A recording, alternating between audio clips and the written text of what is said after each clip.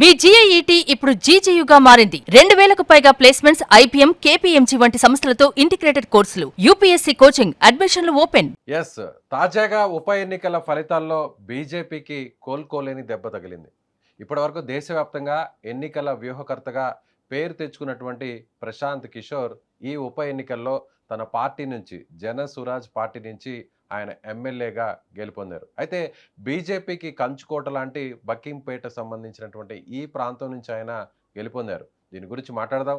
So నీటి ఉద్యమం తర్వాత బీజేపీ 2 చోట్ల ఓటమి చెందడం, ముఖ్యంగా జంజీ దీని ఇంపాక్ట్ ఖచ్చితంగా పడింది అనుకోవచ్చా? తెలుసుకునేటువంటి ప్రయత్నం చేద్దాం. మనతో పాటు ఉన్నారు విశ్లేషకులు ప్రశాంత్ గారు. నమస్తే ప్రశాంత్ గారు. నమస్తే అండి విజయ్ గారు. సో ఇప్పటి వరకు బీజేపీకి ఎక్కడా కూడా అది సాధారణ ఎన్నికలైనా, సార్వత్రిక ఎన్నికలైనా, అసెంబ్లీ ఎన్నికలైనా సో వన్ సైడ్గా రిజల్ట్ వస్తూ వచ్చింది. కానీ నిన్న వచ్చినటువంటి బైపోల్లో బీజేపీకి 3 చోట్ల జరిగితే 2 చోట్ల ఓడిపోవడం జరిగింది. ముఖ్యంగా ప్రశాంత్ కిషోర్ బీహార్లో అధికారంలో ఉన్న బీజేపీ అధికారంలో ఉన్న స్థానంలో గెలవడం అనేది ఎలా చూడాలంటారు? అంటే భవిష్యత్తుకి ఇది ఒక మార్పులకి సంకేతం అనుకోవచ్చా? యా ఇప్పుడు 2014 దాదాపుగా నరేంద్ర మోడీ గారు అంటే బీజేపీ అప్రత్యాసంగా భారతదేశంలో మొట్టమొదటిసారి అధికారంలో రావడానికి వ్యూహకర్తగా అప్పటి జనరేషన్ పాలిటిక్స్ ను బాగా ఇన్ఫ్లుయెన్స్ చేసి పొలిటికల్ స్ట్రాటజిస్ట్ గా చాలా పేరు పొందిన ప్రశాంత్ కిషోర్ ఆ తర్వాత మనందరికి కూడా విదితమే జగన్ టీం తోటి వర్క్ చేయడము, తర్వాత స్టాలిన్ టీం తోటి వర్క్ చేయడము, మమతా బెనర్జీ తోటి వర్క్ చేయడము, నితీష్ కుమార్ తో వర్క్ చేయడము, తర్వాత లేటెస్ట్ గా చంద్రబాబు నాయుడు ఎన్డీఏ కూటమికి కూడా ఆంధ్రప్రదేశ్ లో వర్క్ చేయడము, పొలిటికల్ స్ట్రాటజిస్ట్ గా ఎంతో మంది రాజకీయ సమీకరణాలు మార్చిన రాష్ట్రాల ముఖ్యమంత్రులను నిర్ణయాత్మకంగా ఎంతో పేరు పొందిన ప్రశాంత్ కిషోర్ తన అదృష్టాన్ని మొట్టమొదటిసారిగా మొట్టమొదటిసారిగా ఎందుకంటానంటే తనే స్వయంగా ప్రత్యక్ష రాజకీయాల్లోకి ప్రత్యక్షంగా పోటీలోకి దిగి చేసిన మొట్టమొదటి ఎన్నిక చాలా సూపర్ సక్సెస్ సాధించిందని అనుకోవాలి. ఎందుకంటే నేను ఏదో పొద్దునే ఒక వాట్సాప్ ఫార్వర్డ్ చూశాను. మన ఏపీలో జేఎస్పీ అధినేత పీకే మొట్టమొదటిసారిగా నిలబడి విజయం సాధించలేకపోయినా బీహార్లో జేఎస్పీ అధినేత పీకే అంటే అక్కడ జన్ సూరజ్ పార్టీ, ఇక్కడ జనసేన పార్టీ, అక్కడ ప్రశాంత్ కిషోర్, ఇక్కడ పవన్ కళ్యాణ్. ఏదో చిన్న పోలిక, అదొక సెటైరిక్ పోలిక. పొలిటికల్ సినారియోస్ కంప్లీట్ గా డిఫరెంట్. కాకపోతే ఈ బీహార్ ఎన్నికల్లో ఒక బైపోల్లో జరిగిన ఈ ఎన్నికల్లో ప్రశాంత్ కిషోర్ గెలుపొందడం ఒక ఆశ్చర్యకరమైన విషయం. అయితే మెయిన్ సర్ప్రైజ్ ఏంటంటే విజయ్ గారు, ఆ ప్లేస్ కున్న ప్రాముఖ్యత. మీరు చెప్తున్న మక్కింపూర్ కాన్స్టిట్యుయెన్సీ బీహార్ అర్బన్ కాన్స్టిట్యుయెన్సీ, అది semi rural semi urban constituency. 30 నుంచి 40 సంవత్సరాలుగా బీజేపీకి కంచుకోట. ఇప్పుడు లేటెస్ట్ ఎమ్మెల్యే అయిన అంటే మాజీ ఎమ్మెల్యే అయిన నితిన్ నబీ ఎవరైతే బీజేపీ జాతీయ అధ్యక్షుడిగా వెళ్ళారో, రాజ్యసభ మెంబర్ గా ఎంపీ అయ్యి ఈ 2024 ఎన్నికల్లో కూడా దాదాపు 50 నుంచి 60 వేల ఓట్ల మెజారిటీతో గెలుపొందారు. సో బీహార్ పొలిటిక్స్ లో either saffron or green colour ఉన్న ఆ కాన్స్టిట్యుయెన్సీ ఒకసారిగా ఇప్పుడు పసుపుమయమైంది. ఫస్ట్ టైం ఎల్లో ఫ్లాగ్ అనేది వచ్చిందని మనం చెప్పుకోవాలి. బట్ ఈ యొక్క ఎన్నిక ప్రశాంత్ కిషోర్ రాజకీయ భవిష్యత్తుకి, అన్నిటికంటే ముఖ్యం జేఎస్పీ జనసూరజ్ పార్టీ రాజకీయ భవిష్యత్తుకి, ఇంకా అన్నిటికంటే ముఖ్యం ఈ బీహార్ యొక్క ముఖ చిత్రం మారబోతుందా అనే ఒక చర్చకు లేవనేసింది ఈ యొక్క విజయం. కాకపోతే ఇక్కడ మనం చెప్పుకోవాల్సింది 2-3 అంశాలు ఉన్నాయి. ఒక 2 అంశాలు టచ్ చేశారు. ఈ ఎన్నిక జరిగిన సందర్భం చాలా ప్రత్యేకం. అప్పుడు మొత్తం దేశం మొత్తం కూడా సిజేపీ వాళ్ళు ప్రధాన ఉద్యమం చేస్తున్నారు. అర్బన్ కాన్స్టిట్యుయెన్సీలో దాదాపు 20-30% యూత్ ఓటర్స్ ఉన్నారు. వీళ్ళందరూ కూడా దానికి ఇన్ఫ్లుయెన్స్ అయ్యారన్నది ఒకటి. తర్వాత బీజేపీకి చాలా పెద్ద మేజర్ ఓట్ బ్యాంక్ అయినా కూడా అప్పర్ క్యాస్ట్ ఓటర్స్, బ్రాహ్మిన్స్ కూడా ఈ సామ్రాట్ చౌదరి లేటెస్ట్ సీఎం అంటే నితీష్ కుమార్ పోయిన తర్వాత ఓబీసీ వర్గానికి చెందిన సామ్రాట్ చౌదరి ఎన్నిక కావడం వాళ్ళందరిలో కూడా కొంచెం ఒక రకమైన అసంతృప్తి ఉంది బీజేపీ అభిమానంలో. తర్వాత బీజేపీకి ఉన్న సాలిడ్ ఓట్ బ్యాంక్ లో అంటూ ఒక క్యాస్ట్ ఈక్వేషన్ పాలిటిక్స్ అని ఒకటి జరిగింది. తర్వాత అర్బన్ ఓటర్స్ కూడా వాళ్ళ ట్రెండ్ మారుతుంది. తరతరాలుగా బీజేపీ వైపు కంచుకోటగా నిలబడిన అర్బన్ ఓట్ బ్యాంక్ ఏదైతే ఉందో మేధావి వర్గం, వారందరూ కూడా తిరిగి ఇప్పుడు ఎడ్యుకేషన్ రిఫార్మ్స్, తర్వాత కరప్షన్ లేకుండా ప్రశాంత్ కిషోర్ ఇచ్చిన వాగ్దానాల్లో మెయిన్ ఏంటంటే ఎడ్యుకేషన్. బీహార్ అనేది ఇండియా మొత్తం కన్స్ట్రక్షన్ లేబర్ సప్లై చేసే స్టేట్ కాదు, ఒక ఎడ్యుకేషనల్ హబ్. బీహార్ నేను మార్చి చూపిస్తాను అంటూ ఆ, నిరుద్యోగ యువతకు కూడా ఒక హామీగా ఇచ్చి వచ్చిన నినాదం అనేది వర్క్ అయిందని కూడా అనుకోవాలి. బట్ కాకపోతే ఇది వెరీ ఎర్లీ.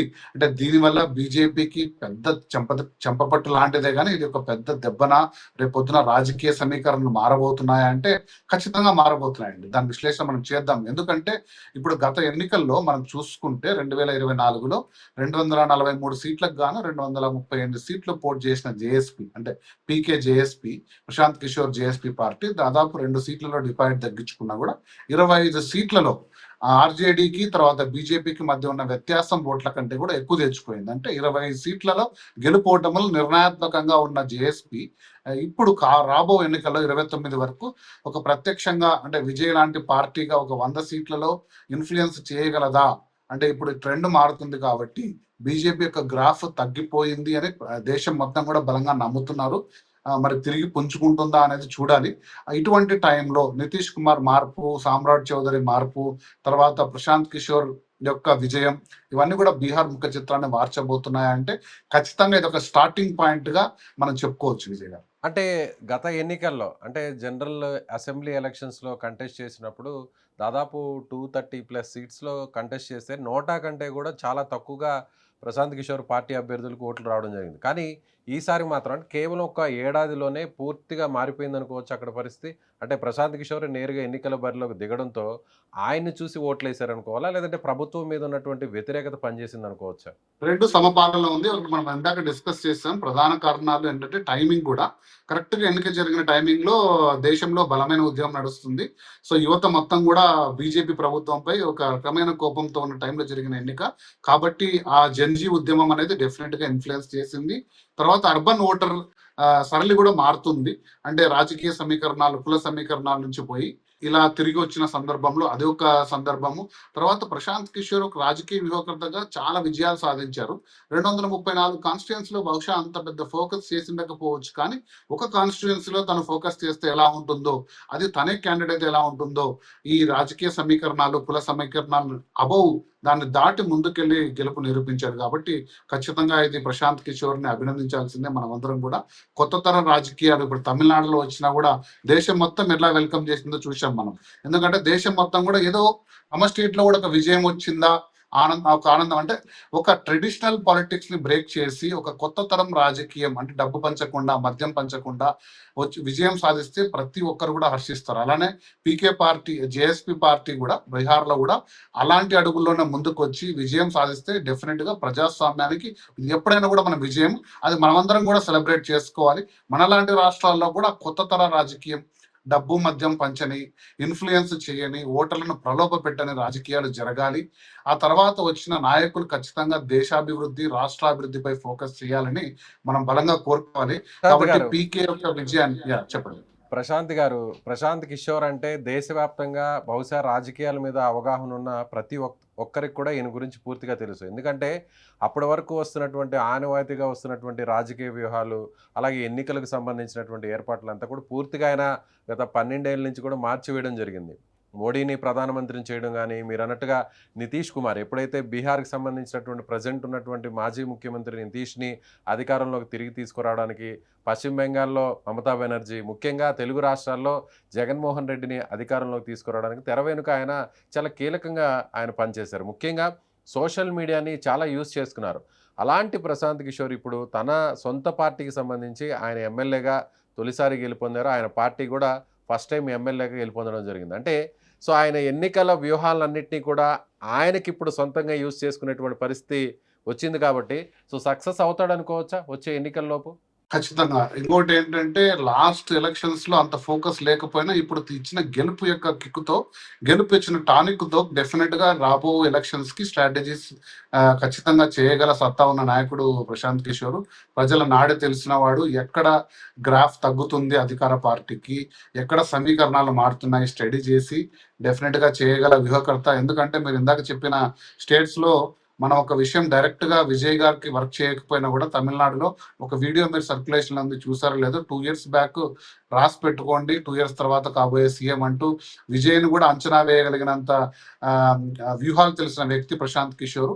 రాబో 2-3 సంవత్సరాల్లో బీహార్లో రాజకీయ సమీకరణాలు మార్చడానికి అవసరమైన ఫ్యూయల్ ఎనర్జీని డెఫినెట్ గా సాధించగలడు.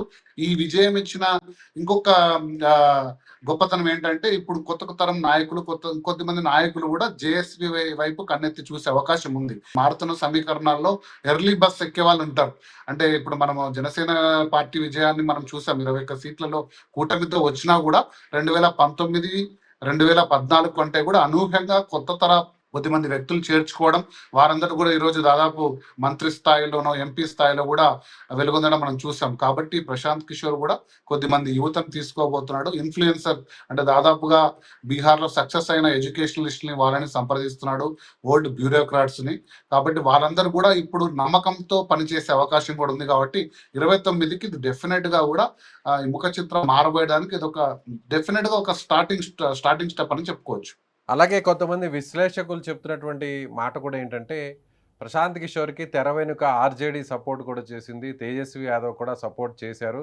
సో ఎట్లయినా సరే బీజేపీని ఓడించాలనేటువంటి ఒక లక్ష్యంతో వీళ్ళందరూ కూడా కలిసి మూకమ్మడిగా ఇప్పుడు ప్రశాంత్ కిషోర్కి సపోర్ట్ చేయడం వల్ల ఈ విజయం సాధ్యమైంది అనేది విశ్లేషకులు చెప్తున్నటువంటి మాట. కరెక్టే అంటారా? అది మనము 2 రకాలుగా చూడాలండి. అంటే టెక్నికల్ గా చూస్తే కరెక్టే అనిపిస్తది. ఎందుకంటే మేజర్ ఓట్ బ్యాక్ మనం చూసుకుంటే దాదాపు 34-14% పడిపోయింది ఆర్జేడీది గత ఎన్నికల్లో పోలిస్తే. గత ఎన్నికల్లో దాదాపు 3-4% ఉన్న జేఎస్పీ ఒకసారిగా 40% వరకు వచ్చేసింది. అంటే 9% రీచ్ అయింది.